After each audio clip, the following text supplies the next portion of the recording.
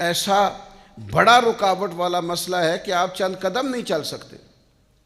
امام طبرانی نے روایت لکھی ہے، حضرت ابن عباس رضی اللہ تعالیٰ عنہ اس کے راوی ہیں، کہتے ہیں حضرت سعد بن ابی وقاص رضی اللہ تعالیٰ عنہ نے نبی پاک علیہ الصلاۃ والسلام کی خدمت میں عرض کیا۔ جناب سعد بن ابی وقاص نے عرض گزار ہوئے، یا رسول اللہ صلی اللہ تعالیٰ علیہ وسلم، میری ایک خواہش ہے، اور خواہش دیکھو کتنی عظیم اور کتنی حسین ہے۔ حضرت سعد بن ابی وقاص رضی اللہ تعالیٰ عنہ عرض کرنے لگے، حضور میرا دل کرتا ہے کہ میں مستجاب الدعوات بن جاؤں، یعنی میں جو بھی دعا مانگوں میرا رب قبول فرمایا کرے۔ اس کو سمجھیے گا ذرا، یا رسول اللہ صلی اللہ تعالیٰ علیہ وسلم، دل کرتا ہے کہ جو عرض میں اپنے کریم کے حضور عرض کروں میرا مالک رحمت کر دے اور میری اس گزارش کو اپنی بارگاہ میں قبول کر لے، یعنی میں مستجاب الدعوات بن جاؤں، یہ میری دعا آپ قبول فرما دیں۔ اور اس کے بعد تو پھر لاٹری نکل آئی نا، یعنی تجھ سے تجھی کو مانگ کے میں نے مانگ لی ساری کائنات۔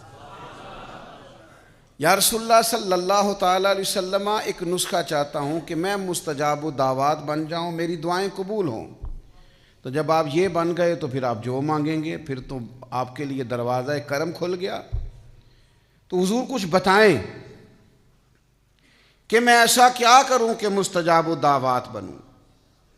تو آپ مجھے بتائیے، یہاں آج کل ہمارے عرف میں لوگ کہتے ہیں جناب آپ یہ وظیفہ پڑھیں، اس کے بعد یہ پڑھیں، اس کے بعد یہ پڑھیں، پھر اس کے بعد آپ دعا مانگیں۔ اچھی بات ہے، بڑی عمدہ نصیحت ہے اگر کوئی کسی کو اس طرح کہتا ہے۔ کچھ لوگ کہتے ہیں جناب آپ فلاں مقام پہ چلے جائیں اور وہاں جا کے دعا مانگیں تو دعا قبول ہوگی۔ بالکل ٹھیک ہے، کوئی انکار نہیں، بعض ایسے مقامات ہیں جو مقدس ہیں، وہاں کی حاضری اللہ نصیب کرے تو دعائیں قبول ہوتی ہیں۔ پر امام طبرانی حضرت عبداللہ ابن عباس رضی اللہ تعالیٰ عنہ سے یہاں جو روایت لائے ہیں اس میں جو ایک بالکل ہی انفرادی پہلو اللہ کے حبیب علیہ السلام نے ہمیں عطا کیا اور ہماری سوچوں کو ایک نیا زاویہ سرکار نے عطا کیا۔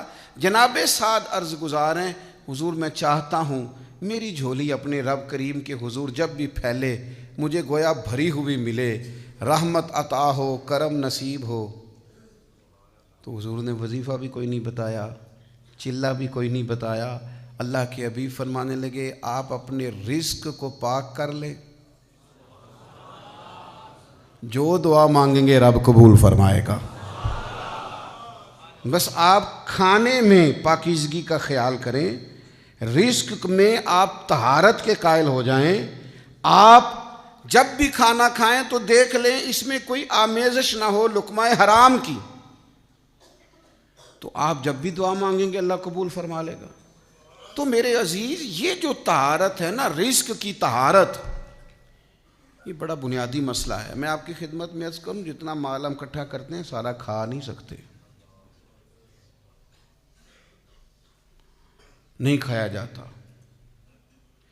ایک دفعہ مجھے ایک نعت خواں صاحب نصیحت کرنے لگے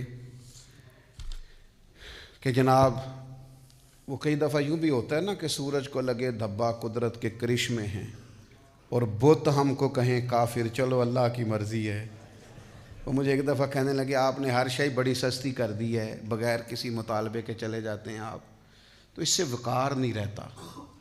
اور مجھے سمجھایا، ایک بڑے اچھے خطیب صاحب تھے اور ایک نعت مجھے انہوں نے سمجھایا۔ ظاہر ہے ہم چھوٹے بندے ہیں، کوشش بھی کرتے ہیں کوئی سمجھائے، تو کافی لوگ ہمیں سمجھاتے ہیں، ویسے صحیح بتا رہا ہوں، آپ کافی بندے سمجھاتے ہیں، اور ہم بھی چلو سمجھنے کو تیار بیٹھے ہیں ہر وقت۔